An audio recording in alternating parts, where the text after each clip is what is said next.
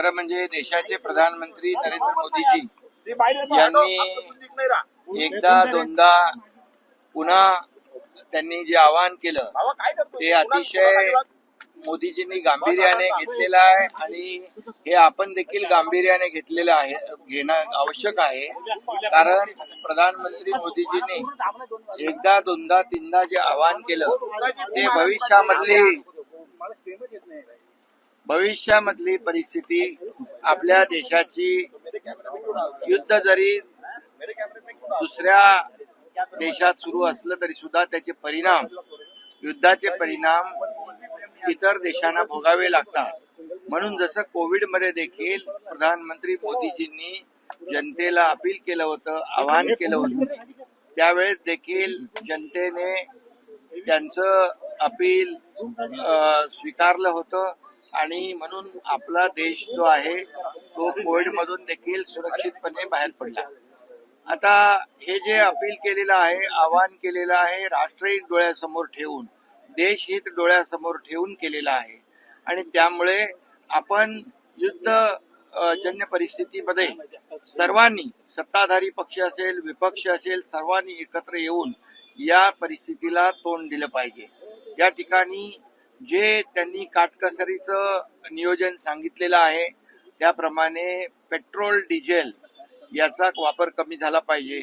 इतर जे काही आपले डॉलर ज्याच्यावर खर्च होतात, इम्पोर्ट जे आपण करतो, आता क्रूड ऑइल मोठ्या प्रमाणावर आपण इम्पोर्ट करतो आणि त्यामुळे हे कमीत कमी त्याच्यावर काटकसर करून ते कमीत कमी त्याचा वापर झाला पाहिजे असं आवाहन मोदीजींनी केलं.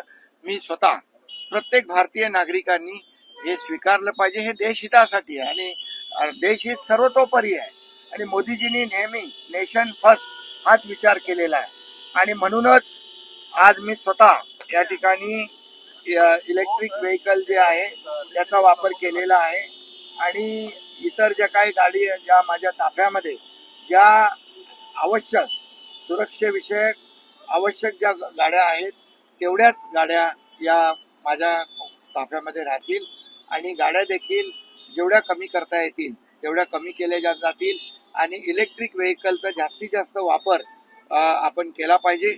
याची सुरुवात मी केलेली आहे.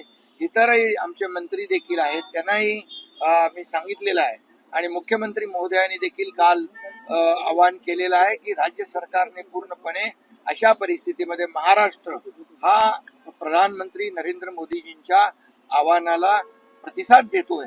त्यामुळे हे खरं म्हणजे मोदी साहेबांचं काय वैयक्तिक काम नाहीये, हे देशहिताचं काम आहे, राष्ट्रहिताचं काम आहे.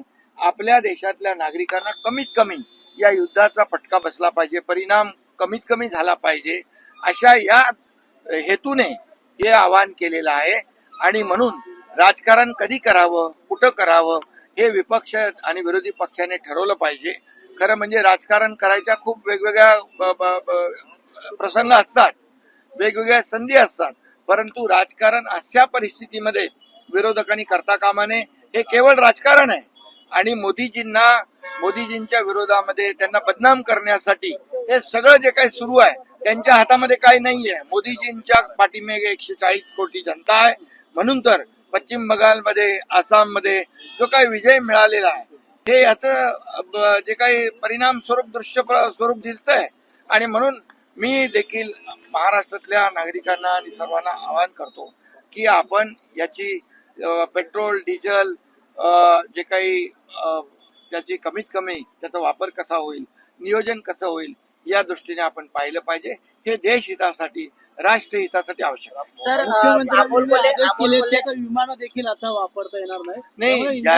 ज्या माध्यमातून इंधनाचा वापर कमी करून इंधनाची बचत करता येईल त्या माध्यमातून आपण ती केली पाहिजे. सर, अमोल कोल्हे असं म्हणतायत की अबकी बार तोंड दाबून मुख्यांचा मार, अशा प्रकारे विरोधक जे आहेत. नाही, आता विरोधक जेव्हा टीका करतात, आज विरोधकांनी देशातल्या अनेक पक्ष आहेत ज्यांनी जेव्हा मोदीजींवर विरोध केला तेव्हा 140 कोटी जनता मोदीजींच्या सोबत आली आणि मोदीजींना त्यांनी साथ दिली.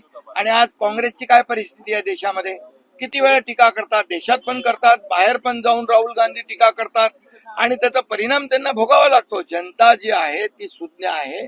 ये पब्लिक है, सब जानती है आणि म्हणून विरोधकांनी याच्यामध्ये राजकारण करू नये.